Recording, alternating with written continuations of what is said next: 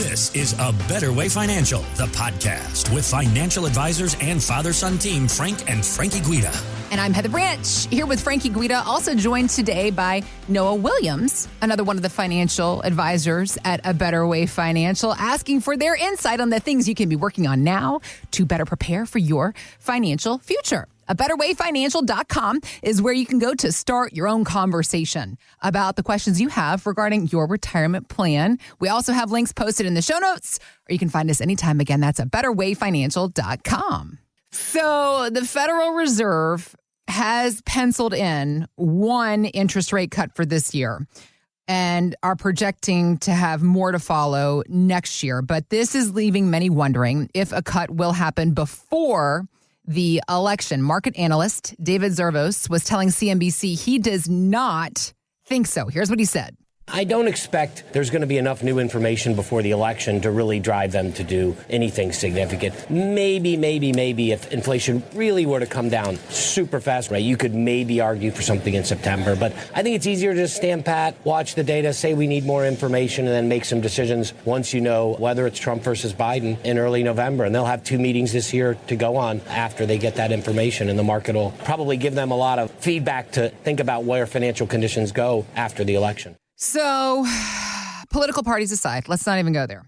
Let's just talk about the general idea of the election and the conversations people are having and the clients, your clients' state of mind. Has it created anxiety, or are they taking things in stride and kind of waiting to see what happens? What are the conversations you guys are having? Yeah, it's a little bit of both. Okay. Like, a lot of our clients are definitely concerned about the election, changing in parties or, different volatility that may come with that election, especially with the 2 candidates that we have right now. But, it's important to remember that markets go up whether there's someone red or blue in the office. During all, of the last 6 election years, 4 of the last 6, the market's been up by double digits. The only 2 times when the market's been down was in 2000 and 2008. Which, as we know, were 2 major recessionary periods that had absolutely nothing to do with the presidential election at the time. So, wait, Heather, you mean that didn't have everything to do with the election? There was no, tech bubble or global recession going on? So what I think I hear you guys saying is what we need to do is not listen to the hype that a lot of the media, what are you saying? Are you saying the media might hype things that aren't really relevant? They're trying to get viewership. I've never heard such a thing. Yeah, we want to set up a plan so that we're not having to worry about it every 4 years. Oh, there's going to be an election. Oh, something new could happen. How am I going to change this? We don't want to have to change it every single election, right? We want to make sure that as tax laws change, as inheritance laws change, as parties change, we're modifying the financial plan to make sure that we're doing what's in the best interest of our clients. Sure. That's what we're looking to do. Sure.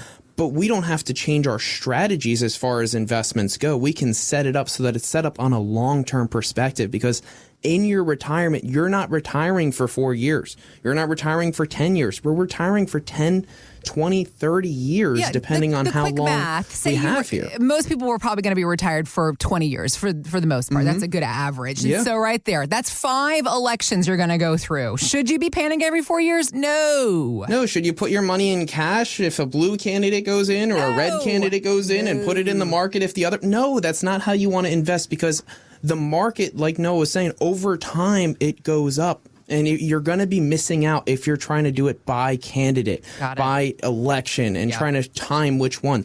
The studies show that when you try to time the market, you underperform the market. So don't try to time it. Don't try to say, oh, well, I think that this is going to happen with the election and then it's going to cause this. Let's get in or let's get out. That's not the way that you want to do it. Right.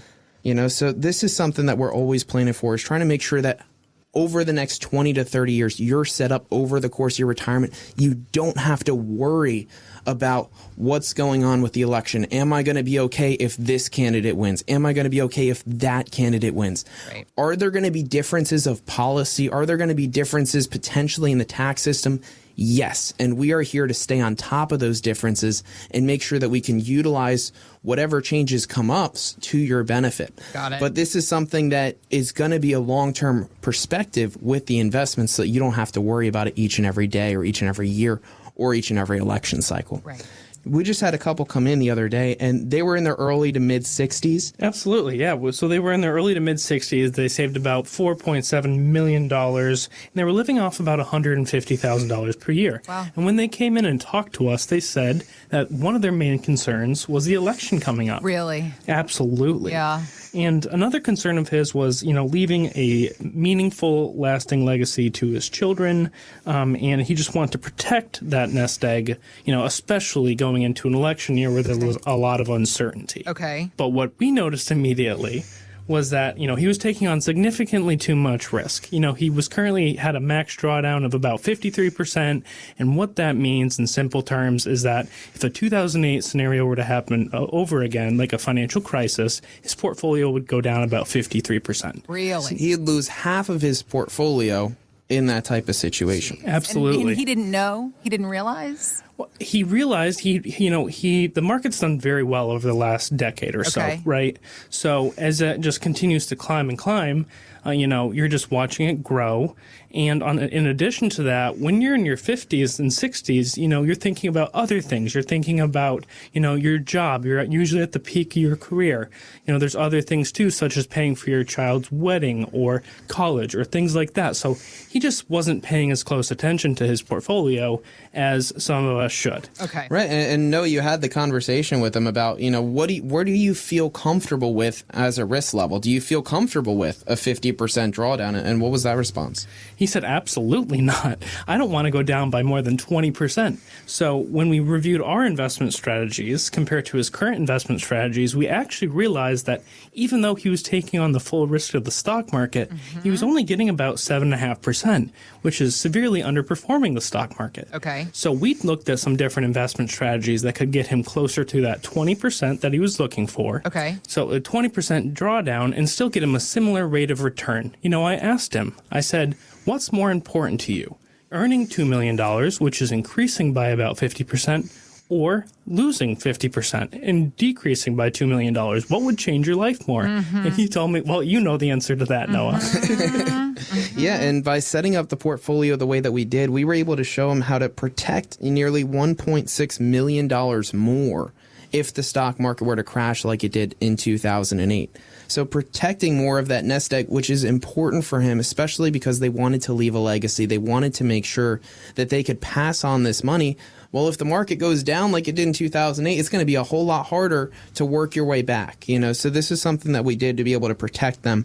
And, a lot of us have our monies in our 401ks. A lot of us have monies in our retirement accounts. And, we might not know exactly what level of risk is associated with them, or how do I protect myself in an election cycle? Am I taking too much risk? Do I know what that level of risk is? What we're able to do is we're going to be able to do a complimentary portfolio x-ray where we're going to be able to look at where are you currently at? What options do you have within that 401k? What options do you have within your retirement?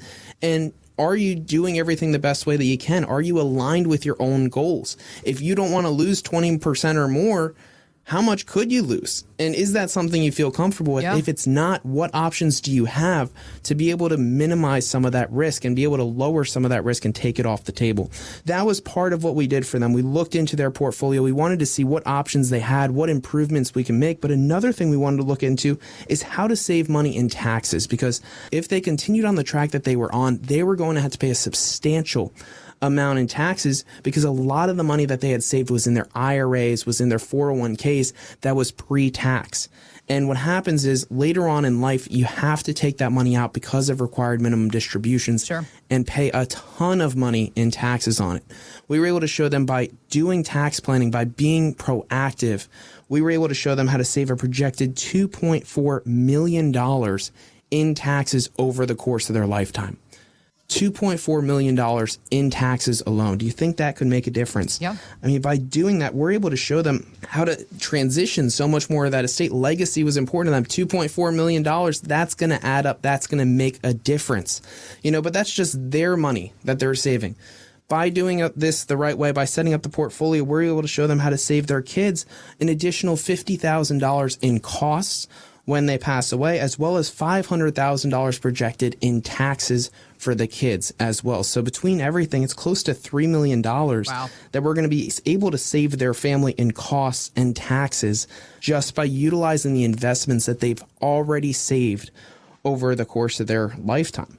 Because of doing things this way, you're going to be able to live on more income than you previously were able to. So instead of that $150,000 of income, you can live on $65,000 more of after-tax income each year for the rest of your life. Wow.